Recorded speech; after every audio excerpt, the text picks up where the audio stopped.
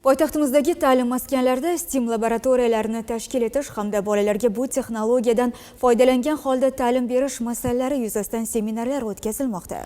Poytaxtimizning Olmazor va Yunusobod tumanidagi maktab hamda maktabgacha ta'lim tashkilotlarida mazkur zamonaviy va ilg'or texnologiyani qo'llash usullariga bag'ishlangan amaliyot jarayonlarida tarbiyalanuvchi hamda pedagog kadrlar ishtirok etmoqda.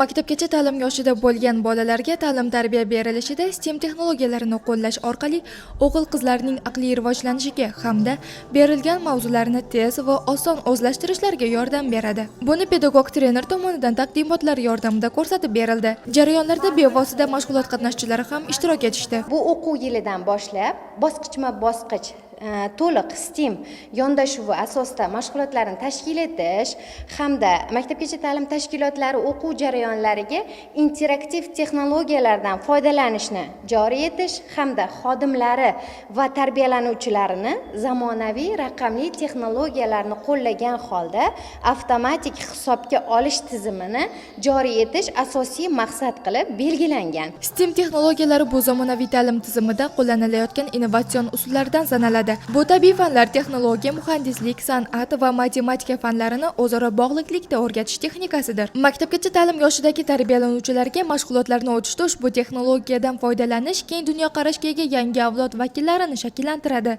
Sevinch Mingboyeva, Asror Ibrohimov, yoshlar.